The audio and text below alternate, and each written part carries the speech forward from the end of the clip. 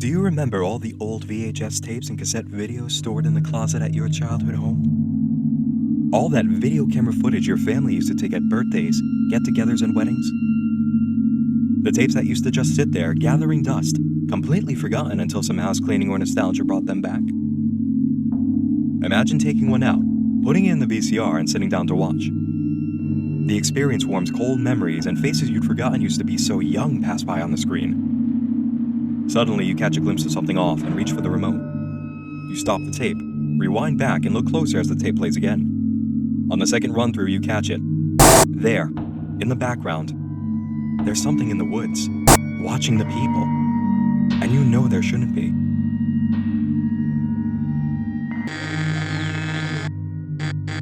MarbleHornets is the internet's first web series exploring exactly that premise. Long-forgotten videos contain footage of things that shouldn't exist and events you know never happened. The more tapes you watch, the more you catch it. Something strange in the background, always just out of direct view, appearing over and over again. What happens when footage of events in your life you thought you knew brings you face to face with the impossible? Anyone who's heard of MarbleHornets is already well acquainted with its core character, Slenderman, the tall, faceless monster in a suit that can appear anytime, anywhere, and stalks anyone that catches sight of him, slowly driving them insane. What most don't know about MarbleHornets is that the web series was born in the same place and the same time as Slenderman himself. In June of 2009, users at a humor forum named Something Awful hosted a thread titled Create Paranormal Images. At the time, Troy, the main writer for MarbleHornets, was an active user, and stopped into the thread a few days after another user by the name of Victor Surge submitted 2 images of what he called the Slenderman. Users responded to Slenderman with enthusiasm. They created their own images with the new monster and wrote stories from the point of view of those who'd had close encounters. Troy wanted to contribute to the quickly growing mythology and realized no one had come up with any videos yet. He called his friend Joseph, and they planned a series of videos to present the Something Awful on 3x5-inch note cards over the course of nearly 9 hours together in a single night. On June 20th, Troy wrote a short story as his new character Jay, and posted it under his Something Awful username. In 2006, Jay had been helping his friend Alex Crayley on the set of his college film, MarbleHornets. As shooting took place over the summer, the crew complained about Alex's stressful attitude and irritable behavior, and he ultimately canceled the project, blaming unworkable conditions on set. When asked what he would do with the tapes, Alex replied, "Burn them." Jay hated to see all the work go to waste and convinced Alex to give him the tapes under the condition that he never mentioned them again. Alex transferred to another school soon after and hasn't been seen since. At the time, Jay felt too unnerved by the whole incident to look through the tapes and has only just remembered he has them. Troy posted the introduction video and first 2 entries on YouTube. Users on Something Awful responded positively, so Troy and Joseph kept going and involved their friends Tim and Brian. Troy created a Twitter account for the character of Jay, and using YouTube videos and Twitter updates, the MarbleHornets crew began an online immersive experience that exceeded the initial videos and gained attention far beyond the scope of Something Awful. 5 years and 3 seasons later, the MarbleHornets team ended the series on a grand total of 9 hours, 24 minutes, and 56 seconds. In February of 2013, major motion film rights were purchased for an adaptation of MarbleHornets. Always Watching, a MarbleHornets story, was released online in video-on-demand format April 7th and in theaters on May 15th of 2015. As of this time, the MarbleHornets channel on YouTube has at least 412,350 subscribers and over 81 million views. So, what exactly is MarbleHornets? What's happening to the characters behind the camera and why? Who was behind the enigmatic channel to the Ark? What exactly is the Ark, and why did they need to find it so badly? What did all the disturbing videos mean, and who is the operator? What exactly was going on inside of Alex's head, and why do all the characters involved in the story suffer such strange and horrifying circumstances? To take on this 9-hour monster, we'll tear through each individual season as quickly as possible and hit every beat along the way, stopping at each major point to illustrate what happened, what it meant, and how it related to other videos to provide understanding once and for all. Turn off all the lights, turn up the volume, and open your night mind. We're about to dig to the very depths of MarbleHornets and answer every last question that's plagued followers since its inception. This is Night Mind's inaugural series, Explained, MarbleHornets, Season 1.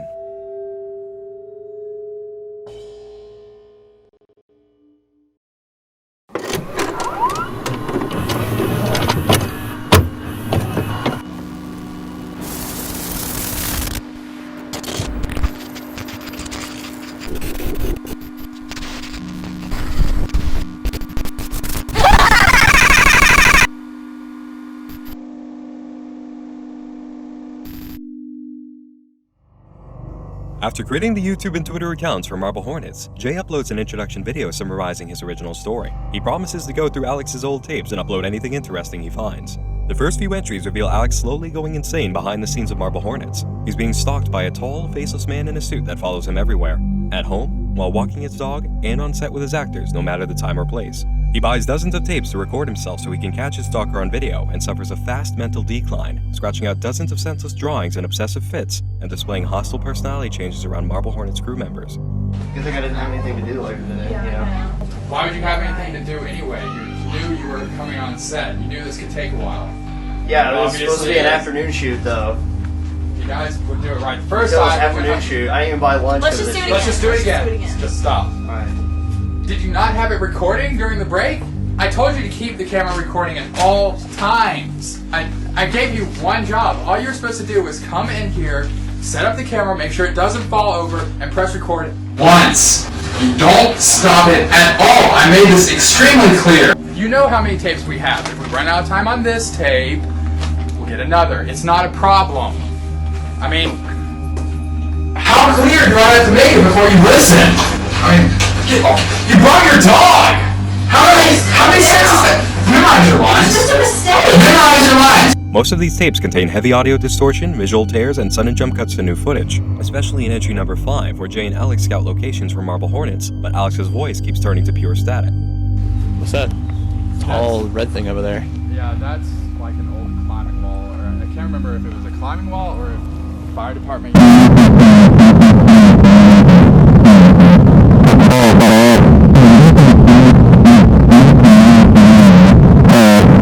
On Twitter, Jay experiences his own personality change, going several hours without eating and staying up all night to watch more tapes. He develops insomnia, loses track of time, and comes down with sporadic episodes of severe illness as he continues to watch, edit, and upload. Jay is deep in his investigation when an unexpected video response to one of his entries is uploaded by a user with no profile picture or channel info named THAC. The video is titled Regards, a series of flashing black and white images. MarbleHornets followers discover its a coded message. Look closely.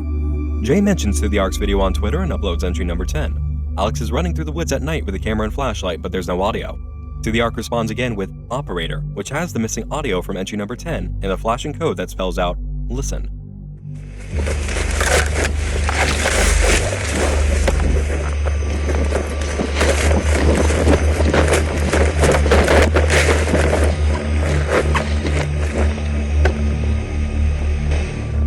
This isn't lost on Jay, who hears it from his Twitter followers. His next tweet mentions that he'll be moving soon and will be without internet access until the 10th, once completely moved in. But Jay's obsession with the tapes wins out over the need to pack, and he uploads entry number 11 on August 9th. Alex has turned his drawings into a collage above his bed and is filming himself sleep.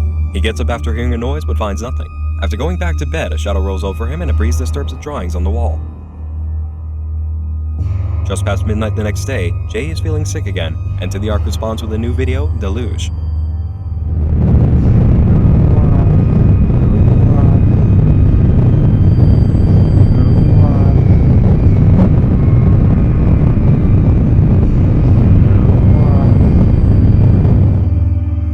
Speeding up the audio track to 150% reveals an actual voice.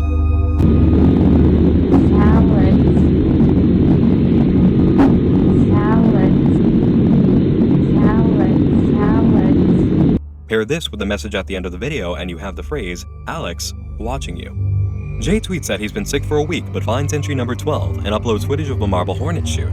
Alex is rehearsing a scene with Brian, his main actor. We first saw in entry number 7 when the shoot was interrupted by the appearance of Alex's stalker, and this one ends exactly the same way. It's clear the footage is early in the recording timeline. Alex isn't afraid of the man, and he doesn't look familiar. Jay waits for THAC's response and gets it the next day.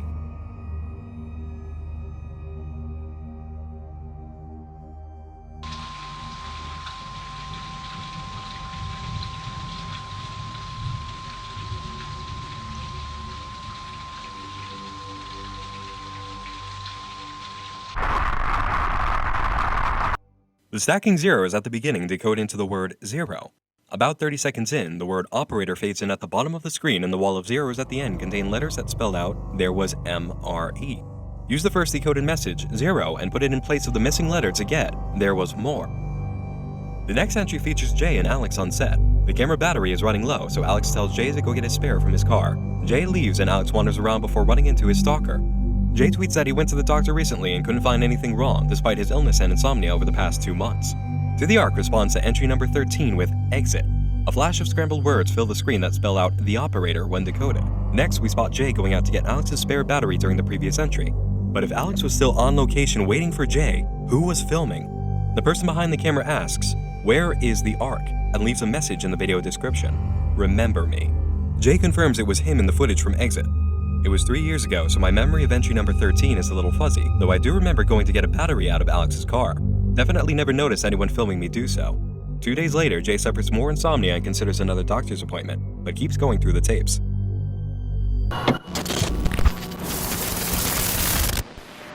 This is a good point to stop and take a closer look at Jay's new friend to the Ark. Without a doubt, the biggest mysteries in Marble Hornets surround this character and their channel, even after the end of the series. With these first few videos, we've got enough evidence mounting to start exploring their identity, purpose, and strange videos. Let's start with what most Marble Hornets followers already know. The Operator is Alex's stalker, known as Slenderman in all other media, and he has a very specific symbol we've seen on Alex's drawings and we'll be seeing a lot more in the series. Troy and Joseph renamed Slenderman for the series due to how their version worked as a monster. You know, there weren't really a bunch of monsters out there like that, where it's just kind of a blank slate. Because at the time that Troy had the idea for doing video, it's like people had written a couple of stories, done some photoshops, but that was about it. So there was a lot of room to play with, and it gave us a lot of freedom with what we wanted to do with the Operator moving forward. Things we liked about up to that point, and gave us basically free license to add stuff like the video distortions, the memory loss, and stuff like that. We wanted it to be different from the Slenderman. We didn't want it like just straight up because we changed a bunch of things about the original and added a bunch of things to the original. So we were like, this has kind of become a thing that we made. But yeah, the Operator was a name we came up with through the symbol usage and everything, and to the Ark channel we had Operator there as kind of a nod to, you know, the Operator getting into your head and making you act a fool. The acting a fool. As for the Operator symbol, what does it mean? Circle through the X through it, which was there to symbolize, you know, no face, is actually a mathematical symbol called Operator. The Operator is also the name for the number 0. Look at any old phone with a hard keypad and you'll see it for yourself. To the Ark is obsessed with the number 0 for this reason. It means operator.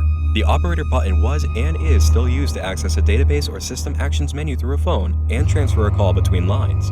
Any and all references to the operator refer directly to Alex's stalker, and the name for it comes from To the Ark, who seems to have direct knowledge about this creature, which brings us to our first major note. To the Ark knows a lot about the operator, and seems to have been close enough to it for a long enough period of time to name it based on the way they discovered it works on its victims. Now, take into account the footage from To the Ark's exit video was shot by someone who knew Jay during the filming of Marble Hornets and told him to remember me. To the Ark also had the audio from entry number 10, a tape that, again, only Jay has had in his possession for 3 years. It's clear that whoever this is, they were very closely linked to the Marble Hornets crew, filming Jay from the woods without him knowing and somehow pulling the audio from one of Alex's tapes. Now, what about the whole Ark obsession? The only 2 instances in history of the word Ark with a K refer to biblical stories, the story of Noah's Ark in the Great Flood and the Ark of the Covenant. It's been hotly debated which Ark is being referred to, and without giving away too much from seasons 1 and 2 before we get there, the Ark metaphor in Marble Hornets comes from Noah's Ark, and we actually have enough evidence in season 1 alone to prove it. In the story of Noah's Ark, God comes to Noah to say that mankind has become overrun with sin, so he's going to bring a great flood to destroy humanity and start again, using Noah and his wife, the only people he deems pure. He will drown all the sinners by making it rain for 40 days and 40 nights, and instructs Noah to build an ark so he and his family can survive the flood. He must then collect 2 of each animal to load on board so the earth can repopulate after all the unworthy are dead. A great flood is known as a deluge. That's the literal definition of the word. To the Ark's 3rd video is titled Deluge, and the video that immediately follows is titled Impurity, containing our very first shot of live-action footage from To the Ark, a rainstorm. To the Ark's next video, Exit, asks a question. Where is the Ark? The deluge is here, the rain is starting to fall, and the ones who are impure need an exit, an ark to survive the flood. Need more proof that THAC is seeking shelter from the rain? It comes after Jay's next video, entry 14, in which we see Alex's stalker sneaking into his room at night. He snaps awake and turns on the light, but nothing is there, so Alex closes the door and goes back to bed. Jay notes that 32 minutes pass on the tape before Alex changes it, and then...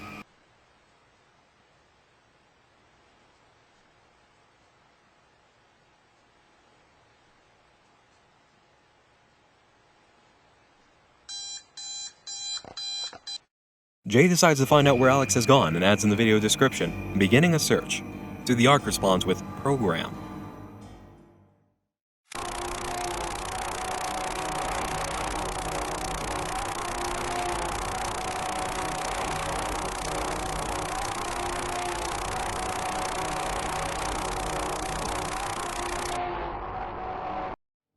As you can see, the entire live-action segment consists of more rainstorm footage. It's definitely coming down now. What about the codes though? Despite the message at the end being very clear, the codes from program stayed unbroken by MarbleHornets followers for 4 years. In October of 2013, a user on the Unfiction forums named Caffeinated Civet finally broke them. The program code involved a cipher key from THAC's next video and took 3 translations to get to the end message. End of medium, start of header, carriage return, and start of header. Now how do you apply this information to entry number 14? The key lies in the audio of program.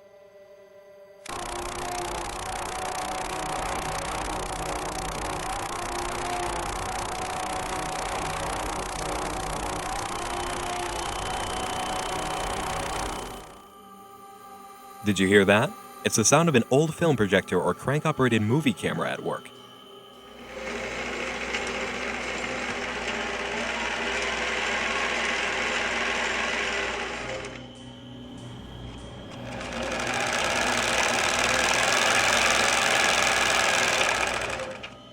Consider that in the previous entry there are examples of odd behavior with the tape that Jay himself recognizes. Entry 14 raises the question, what happened between the 32 minutes of the camera focused on the door and that jump cut to Alex suddenly bleeding? The code from program gives us the answer. End of medium is completion of a videotape, the tape being the medium used to record what's going on. Start of header is the introduction of a new tape to the camera to start recording again. Carriage return is the full rewind of a tape to its starting point, and start of header again would mean that recording begins new. The tape of Alex's stalker slipping into the room and Alex closing the door ran for another 32 minutes and stopped because the tape was full. Alex put in a new tape, and along the line of recording, that tape was stopped, rewound to the very beginning, and all footage that occurred from the start of the new tape and the bleeding head footage was recorded over, leaving nothing at the start except for Alex looking injured. The footage of what happened to Alex that left him bleeding from the head isn't missing because he neglected to record it. It's missing because he did record it, stopped the tape, brought it back to the beginning, and recorded over from exactly this point to erase the footage in between. Alex hid what happened, and while Jay doesn't know that, THAC does, giving us the code to let us know what Alex did too and inviting him to bleed more. Whatever THAC's attitude is towards Jay, we know exactly how they feel about Alex, and have our first insight into understanding why. Did you also notice the symbol in the bottom left-hand corner? This is the word final position for the Greek letter sigma. A word final position or final form letter is the form a Greek letter takes at the end of a word. Except despite popular fan belief, this symbol might not actually mean sigma. There's also an extremely similar looking symbol that stands for stigma. Stigma, or stigmata, is a type of bleeding wound that makes the sufferer seem like they've experienced the same injuries Jesus Christ endured during the crucifixion. Remember this for later. Jay starts the search for Alex by arranging a meeting with Tim, one of the original MarbleHornets actors. Tim can't remember much about his time on set, but does have some interesting things to say. Before we do the screen test, I want to ask you a few things about the production before now. You know, Just like locations or something, because I think I remember there was a couple around here, but more specifically the director, Alex Curley, if you remember. I don't really remember much. I mean, he was a friend of Brian's, so I didn't really talk to him that much. I mean, he just kind of asked me to be part of the cast for the sake of convenience. Right. Okay. In terms of his directing at the time, how was he as a director? He was a pretty decent director. Well, at first. At first. Yeah, I mean, after a while, he got to the point where, I mean, it seemed like after a while, he got to the point where he would be yelling at us more than he'd actually be filming the movie. So, and he'd just be really paranoid, waving his camera around all over the place. I mean, I just couldn't really. His camera, other than the camera he was using to shoot the. Yeah, he had a handheld that he was carrying around with him all over the place. Okay. And And he a had, ton of tapes too, like right, he had all the bags of and- tapes in the back of his car. How many would you say you had? Way more than necessary. More than you would need to make a production like this? Yeah. Just for himself? Mm-hmm. Yeah. Okay. Speaking of Alex, I mean, I don't know if you knew this or not, but he did move away after he ended this production. Do you know what might have caused him to do that, or even where he might have gone to? I didn't even know he moved away. I mean, obviously, like I said, Brian's the one that was really friends with him. I just kind of was along for the ride, but Did you happen to know where Brian is? I haven't heard from Brian either. Okay. Not for quite a while, actually. Okay. So you wouldn't know what might have caused Alex to move away? No. I know Brian did say something about, like, I think somebody was leaving dead animals in, like, his front yard or something. But Like pets, or do you really know?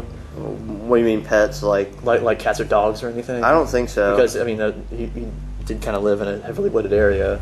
I don't think it was anything like that, but I mean, you have to ask Brian. I'm not really the. Okay. To the Ark replies with a new video titled Advocate.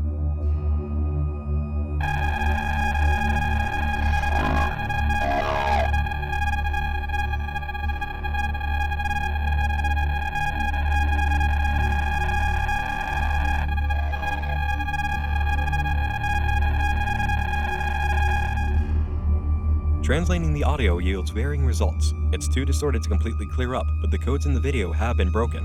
At the beginning, we have the phrase tick-tock upside down, a clue for the code that flashes over Brian, a binary clock counting to 10.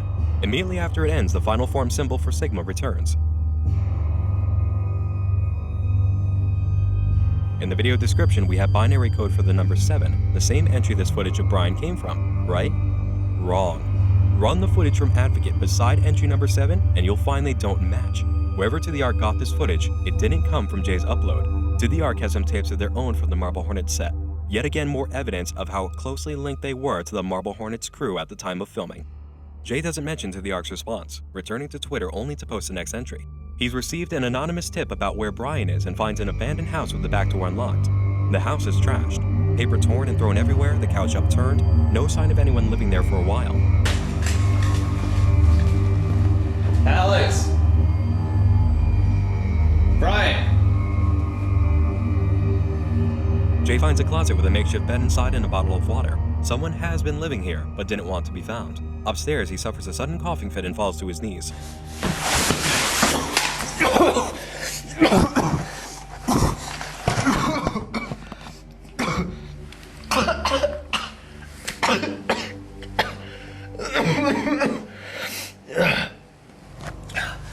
The sickness he's been describing on Twitter is back. Before exiting the house, Jay finds a sink filled with dry blood. He spots a few bottles of pills on a nearby table, a bullet casing, and some of Alex's drawings, and grabs them all. To The Ark's response reveals who gave Jay the anonymous tip about Brian's house.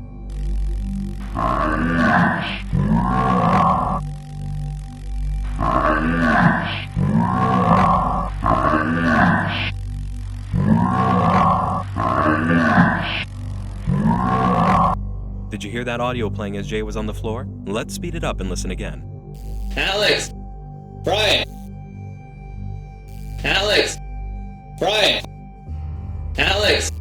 Brian! Alex! Brian! Jay catches To The Ark's response and tweets, "To The Ark is mocking me."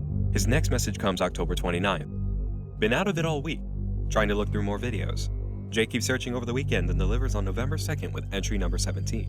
Alex is running Tim through a scene, but Brian is a no-show, so Jay steps in. They go through the lines quickly before Alex cuts it short. Do you know where Brian is? I think he said he was just running down to the store for some snacks or something. He should be back any minute. Okay.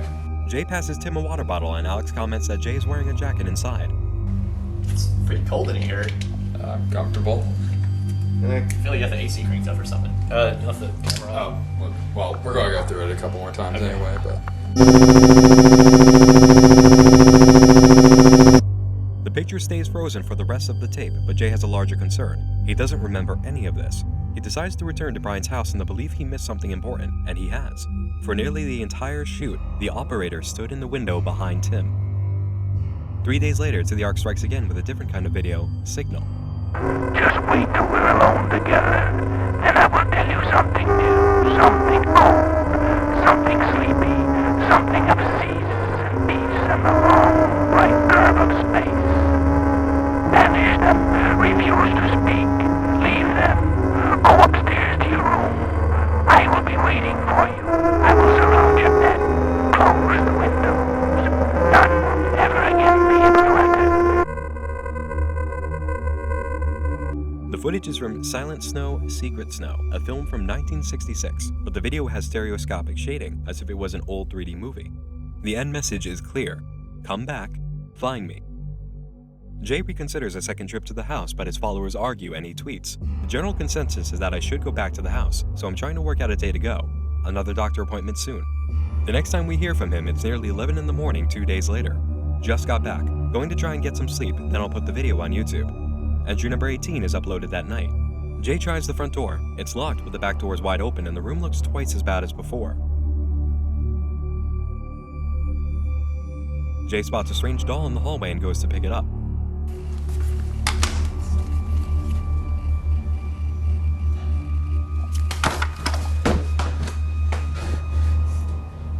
Alex? Alex?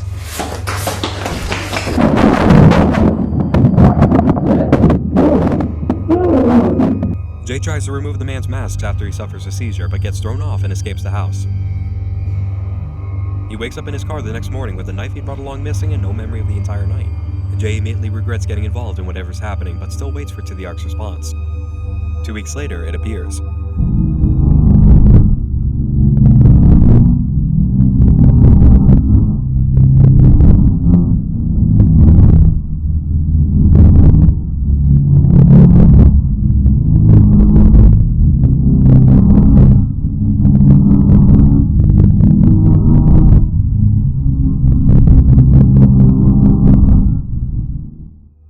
THAC's message is straightforward and the video description is just a period. The last sentence appears with a picture of Tim from entry number 15, telling him to smile for the camera. The footage is from the attack on Pearl Harbor, depicting boats sinking into the ocean. And the audio? Speed it up and you get another cut from the 1940s.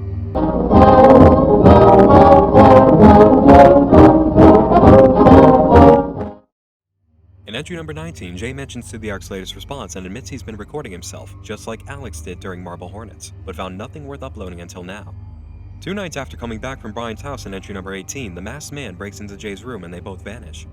Jay comments that his room is empty for about 3 hours, after which he comes back and falls asleep instantly. He has no memory of getting up during the night.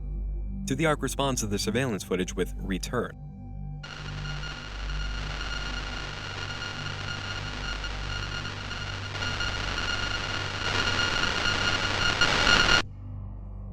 Another clear message: found you, forever. The video description is 91, a reverse of 19, which stands for entry 19. This is where Jay vanished during the last entry. You can see he's wearing the same shirt in both videos, and Jay himself confirms it on Twitter. The response has to be during entry 19. I wasn't wearing those clothes the last time I was at the house. Jay takes stock of the evidence from his first visit to Brian's house. The pill bottle is now empty. It was full when he found it. The bullet casing is also gone. On the back of one of Alex's drawings, he finds a note: "At the tower." Jay uploads entry number 20 and mentions he doesn't remember any of it ever happening. Alex and Jay are filming behind-the-scenes footage for MarbleHornets. So we're here on the set of MarbleHornets here at Brian's house. Brian is somewhere. I don't know where. I wasn't paying attention. Were you? No. We've been doing some script revisions for coming up here. I've been supervising that because I'm the script supervisor. Yes, Jay has been very helpful today. I'm very proud of him. Tim shows up but brings audio distortion with him and complains about it being cold in June. They read some lines before Tim suffers a severe coughing fit and takes some medicine. Jay notices his pill bottle is very similar to the one he found in Brian's house and has connected the tower with the red structure from entry number 5 when he and Alex went location scouting. THAC confirms it with their latest response, version, showing the same tower and a code that breaks down the first letter of each word to "precedes trees," an anagram of deeper secrets, followed by the phrase "waiting for you" and a red X. The final message is in the video description, a lowercase s, the symbol for final form sigma we've seen in previous videos. In entry number 21, Jay explores the red tower and finds a metal case with a tape inside. The same night he uploads this, he tweets, "The footage on this tape is too much for me right now. I have to go to bed." The following afternoon, he continues, I'll be posting the tape in its entirety later tonight. Don't want to upload the footage, but it needs to be somewhere in case something happens to the tape, or me. The tower tape reveals Alex leading his cameraman Seth around an abandoned building. Heavy audio and video distortion cuts through the footage constantly. Alex calls Seth over to a wall with dry blood, and it's not long before Alex spots more. He wants to leave immediately, and Seth follows until they hear a crash nearby. He goes to investigate and collapses to the sound of heavy distortion, followed by an image reminiscent of a face, and then Alex. Only Alex. Seth is gone. I don't remember what happened. We were the only two left, and I left him. Brian is gone. Tim, Jay, and Sarah. Everyone is gone. I just woke up in this house with the tape. Seth's camera is gone. All I can remember from the night is right here. All I can remember at all is on the tape now.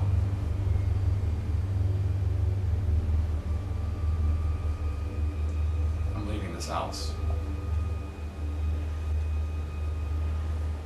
I thought I would be safer here by running away, but everything's just gotten worse. I'm going back to my home, and I'm burning these tapes. All of them. 5 days pass before Jay picks up Twitter again. December 27, 2009. Still waiting to see if THAC does anything. A day later, Jay is still waiting. Not sure why THAC has been so quiet. I may be on my own for a while. More time passes and Jay is losing patience, beginning to think the only choice I have is going back to the house. 4 days later, THAC replies with a video in the same style as messages. More black and white footage from World War II and just a period in the description.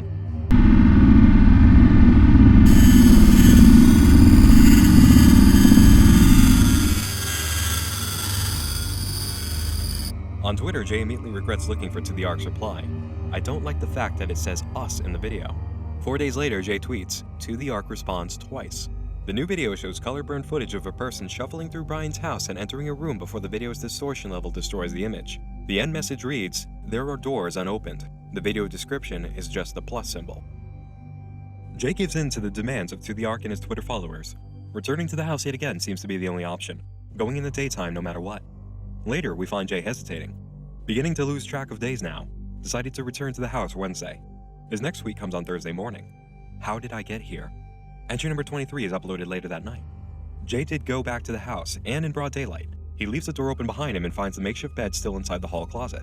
Upstairs, he sees the white doll from last time and tries some doors, all locked. He checks the bathroom, and the blood in the sink is gone.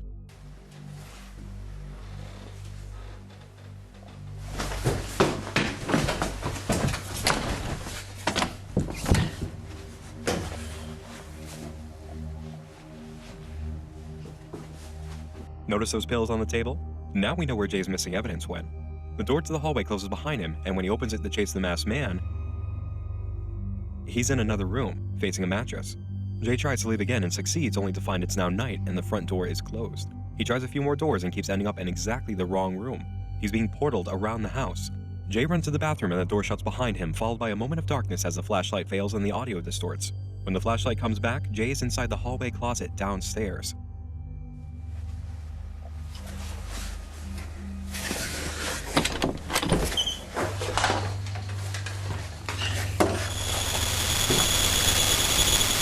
Another moment of darkness knocks out the flashlight, and when it turns on, Jay's in the abandoned building and the tape from the Red Tower. He searches for a way out before running into what Seth saw just before the video cut.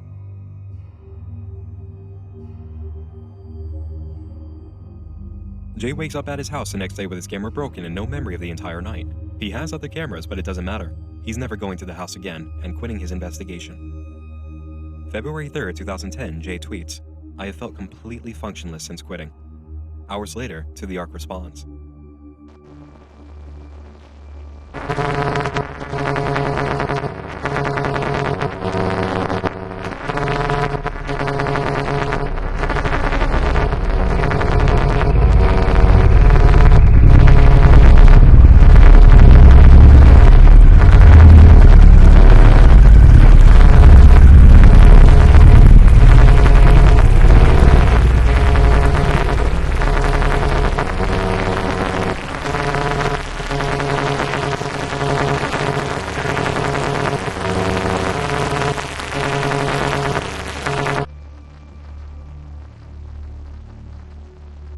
On February 8, 2010, Jay tweets, "I know that THAC responded. I just don't want to acknowledge it anymore."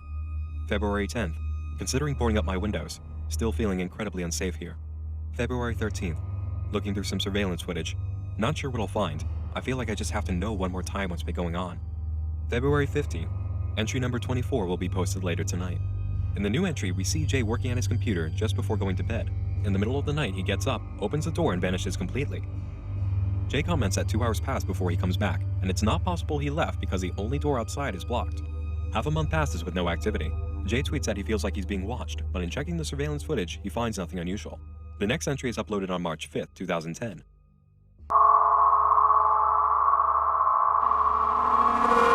We will wait for you to know more.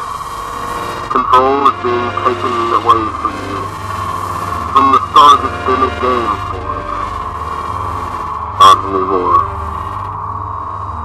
I'm coming for you, and you will lead me to the Ark.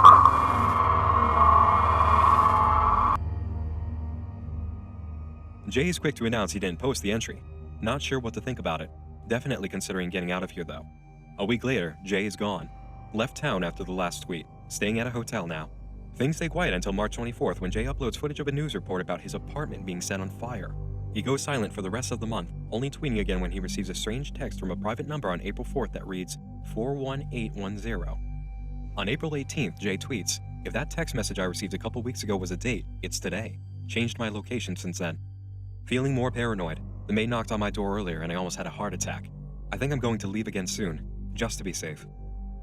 Entry number 26 will be posted later tonight.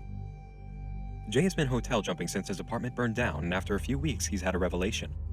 In fact, I haven't thought about it in the past week, and frankly, I've been feeling a lot better. My memory's better, I'm not as paranoid, I'm not looking over my shoulder all the time like I used to be. So I think that this is for the best. So this is going to be the last entry that I'll be posting. Jay quits and plans to move far out of state, leaving it all behind, but the text message from April 4th comes almost immediately. General consensus on Twitter was that it had to be a date, April 18th, 2010, the day of this entry. Jay's about to leave the hotel when he finds a package outside his room with a tape inside. The tape opens with distorted video that includes driving footage, a shot of Alex, a view of someone wearing a skull mask, and Alex walking down a hallway before cutting to the real footage. Alex's girlfriend is recording him with a camera she just found in a closet and accuses him of lying because he said they didn't have a camera. Alex says he must have forgotten and tells her to put it back. She turns away just in time to spot the operator inside the house at the end of the hallway. Alex rushes her to the window and the tape cuts to a final message. The footage is dated April 4th, 2010, 2 weeks ago, the same day Jay received the mystery text.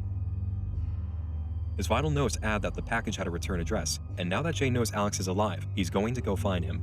In case he hasn't heard from again, Jay says, "I thank you for the help." 7 months pass before Jay is heard from again on Twitter or YouTube, and when the new entry comes, it's a major update, as well as the beginning of Season 2 of MarbleHornets, which we'll be hitting next. Now, let's dive back into the footage from Season 1 and explore the who, what, and why of everything we've just seen.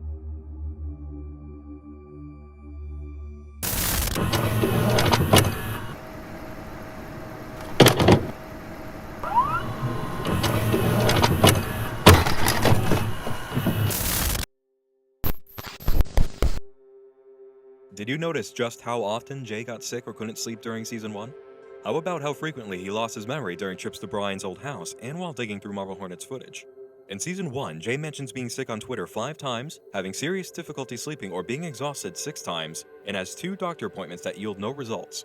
He has issues with organization, mental clarity, and memory at least 4 times on Twitter alone, and mentions more issues remembering things clearly or at all when uploading tapes of his time on the MarbleHornets set. A lot of this occurs even before Jay goes to Brian's house. In addition to all this, we have moments on tape of Jay getting sick in the present.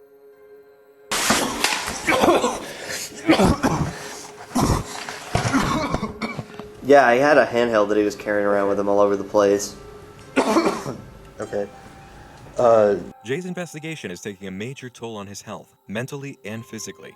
If he'd been experiencing lifelong issues like these, he either wouldn't have mentioned these problems on Twitter because they were routine, or would have outright explained it in the same hour as announcing he was sick. It's only because this is abnormal and unexpected for Jay that he mentions them. With Alex's tapes, Jay is searching for one thing and only one thing: footage of the operator, or anything that suggests the operator is nearby during the tape. Jay is constantly exposed to the operator's image from the first few entries, and his health takes a major decline. The more footage he finds, the worse Jay gets. He skips meals, stays up late, develops serious bouts of illness, insomnia, and mental disruption. All leading up to the main event in entry number 19, when Jay's vanishing act brings him face to face with the operator in THAC's return video. But is this the first time Jay's been feeling this way? Why are you wearing a jacket? It's pretty cold in here. I'm comfortable. I feel like you have the AC cranked up or something. On its own, these comments wouldn't be important if it weren't for the operator standing in the background the entire time, and another tape featuring Tim complaining about the same thing. Why is it so cold in June? And then coming down with a serious coughing fit in the hallway. You alright, Tim? Need anything? No, I'm okay. What's that? Which Jay has experience with on the first night at Brian's house.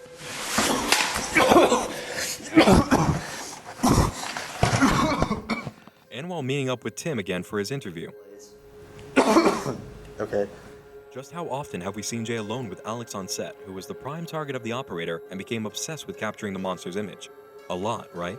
And now Jay's acting like Alex, recording himself, growing paranoid. He is drawn to finding images of the operator and keeps coming down with severe bouts of illness in the process. But evidence suggests this isn't the first time he's experienced it.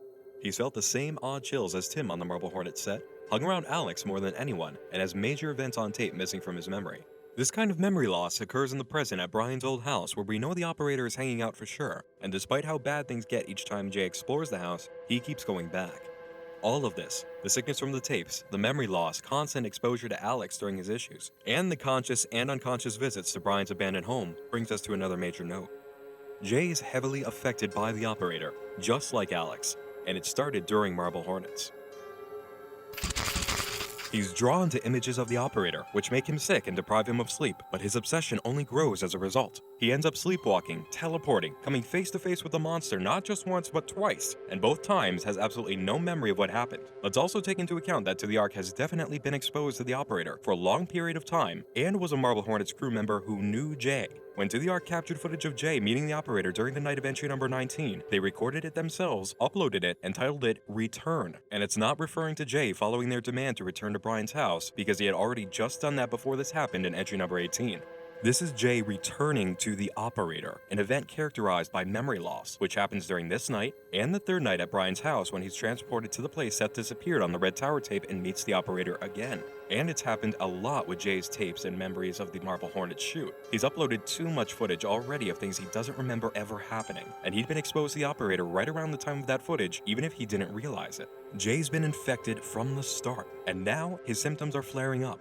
The real issue is that he has no memory of something like this or something like the operator ever happening, because we know an encounter with the operator causes instant memory loss, even if it's indirect contact. For Jay, this is the first time he's seeing it and feeling symptoms of any kind, so he can't detect a pattern based on bad experiences and defend himself. Loss of memory means he never had something to shield his mind against to begin with. Whatever the operator did to Jay during MarbleHornets, it's picking back up, and the infection is growing stronger. This is a good lead-in for our next question. What is THAC's motivation? On one hand, they help Jay by providing clues to what's happening with the footage, and even went out of their way to give Jay the Red Tower tape revealing something horrible happening to Seth while hanging around Alex. We also know from program that Alex is definitely hiding something, which THAC is trying to reveal. So why do they also seem to mock Jay in half their videos and set him up for dangerous situations? Do they want to help Jay or hurt him? Looking at THAC's videos from Season 1 more closely reveal that these don't seem to be coming from the same person. There are different approaches in videos, and multiple instances of themes. Live footage of rain, black and white footage, constant use of a single font, and then there are breaks in the patterns. Serious departures from any kind of pattern in videos like Warning stack up more evidence that this really isn't one person, or if it is, they're using very different types of videos for very different reasons. The puzzle box of THAC's channel begins to align as the series develops, and many aspects of just what is going on here cannot unfortunately be explained before we reach certain points in our review for seasons 2 and 3. Bear in mind that THAC may not be one person though, and again, if they are, they're using very different video approaches for specific reasons. And of course, don't forget how in the same season, videos from this channel were uploaded for purposes of helping, hurting, and then helping Jay again. Keep tabs on THAC's obsession with water imagery and Noah's Ark 2, which manages to sneak into ways you may not catch at first. Remember how Jay and Tim both complained about feeling cold around the operator? The last bit of water imagery we catch from THAC in their videos comes from Signal, where the video is a clip from Silent Snow, Secret Snow. Snow is just cold rain. It's been raining for a few of THAC's clips now, and suddenly, it's becoming snow. Kind of like how when the operator gets too close, the air becomes colder. You might also catch that the code from the actual operator video spells out, "Lakes in stillness take every life of the night." Any sequence of words could have been used to deliver the code for listen we dissected from the capital letters. But THAC chose lakes and the threat of drowning?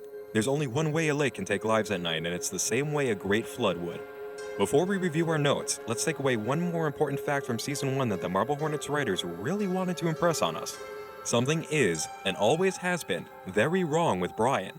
It's Brian's abandoned house Jay goes to after the anonymous tip, where he finds the back doors unlocked and the place is trashed, as if there was a violent struggle. Upstairs, Jay finds blood in the sink and a lot of it, as well as a bullet casing and one of Alex's drawings. Alex's drawings in Brian's house? A bullet casing, blood in the sink, signs of a violent fight that led to an unlocked door and no sign of Brian sits. There's something seriously wrong here. Even in the old MarbleHornets footage, you can catch that something is going on. Brian seems to be missing at several key moments of filming, even during behind-the-scenes footage being shot in his own home, where this crew of college kids he only slightly knows is hanging out without him. In both tapes from the set that we see Brian, the shoot is interrupted by the appearance of the operator, in the car during entry number 7 and on the field during entry number 12. That's it.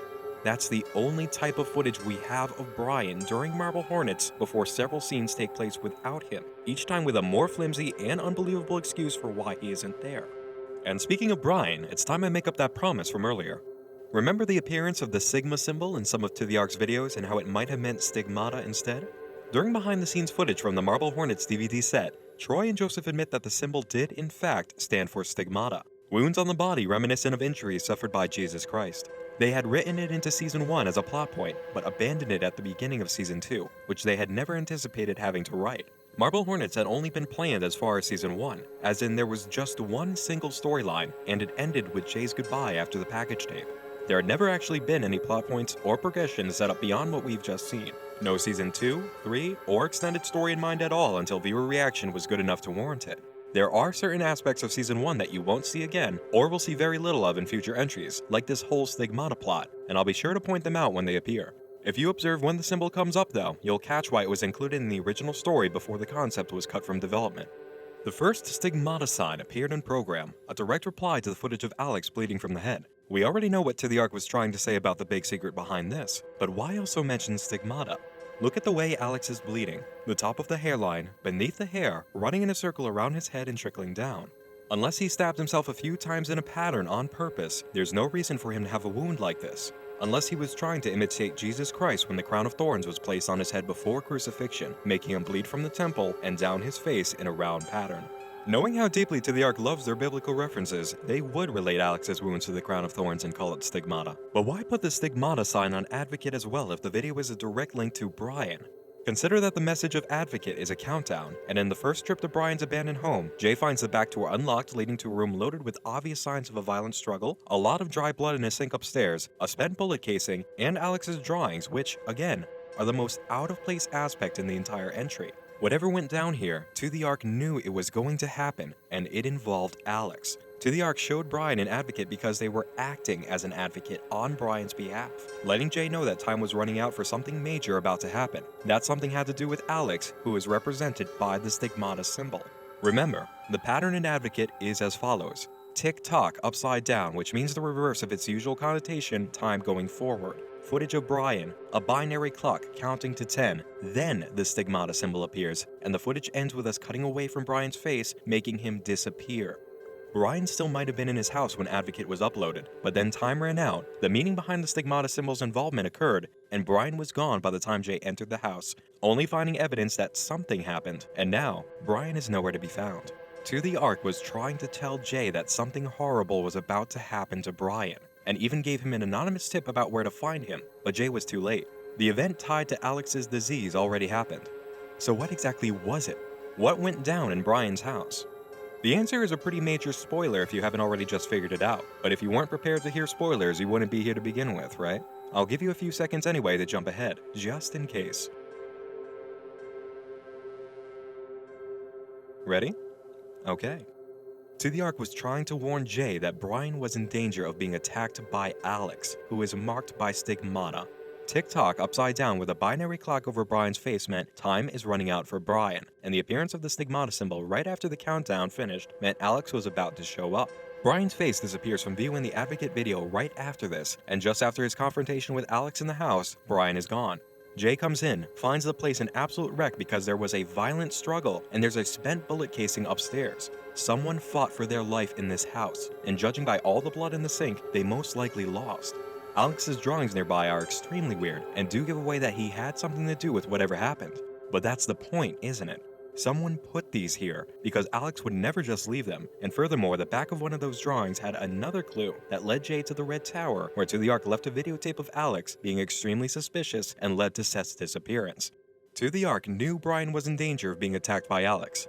Alex showed up, attacked Brian, and for all we know may have succeeded in killing him. THAC left the drawings at the scene with a clue on the back for Jay to find something at the tower, and as Jay notes, the style of writing on the back is the same as it is on the front, which means Alex didn't make these, THAC did.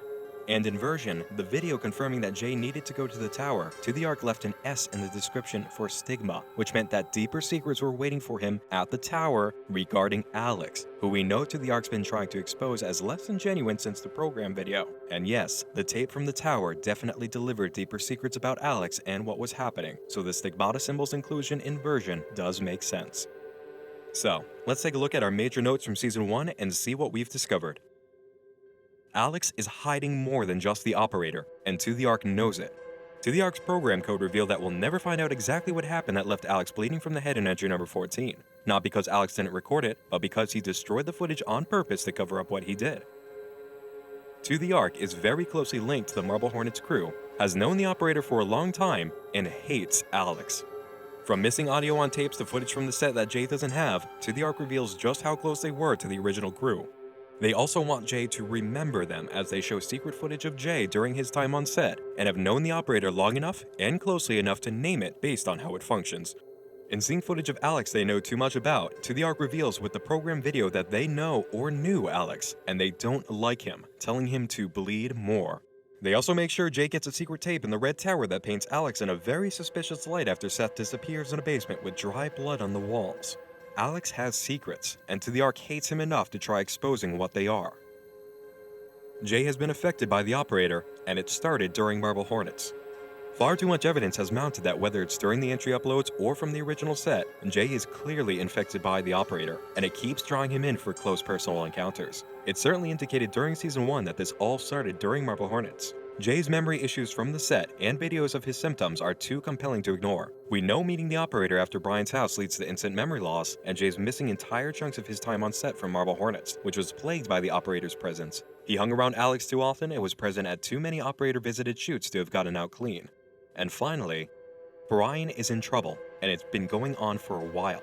Tim hasn't seen or heard from Brian in years, and when Jay goes to his house, it's abandoned and shows he disappeared after something violent went down. Blood in the sink, a spent bullet casing, furniture tossed around. Brian's in a bad shape, and his constant absence on set during MarbleHornets tells us whatever's going on didn't just begin happening. I'm afraid that's all the time we have for tonight. The moon is falling and the sun is coming back. There are aspects of Season 1 that need further explaining, but we have to wait for our visit to Season 2 next week before they can be safely discussed or make sense. Gotta have their proper context, right? In the meantime, head over to the MarbleHornets channel and catch up on Season 2 starting with entry number 27. You just might discover what we'll be covering next week before we sit down for a full review, and won't it feel nice for you to be ahead of the class? And of course, the MarbleHornets team absolutely deserves your views. Go watch the videos if you haven't already, give a thumbs up to each and every one, and hit the subscribe button for good measure. This web series is every bit an accomplishment as it is a phenomenon, and my explanations are no substitute for the real MarbleHornets experience. If you enjoyed this review and I helped clear up some questions, feel free to like this video and leave a comment, as well as subscribe to the Nightmind channel so you'll catch the next 2 videos the moment they're uploaded. Your support is extremely appreciated. Thanks for joining me in the dark this evening and giving into your Nightmind. I'm Nick Nocturne, and just like the operator, we'll be meeting again real soon. Sleep tight.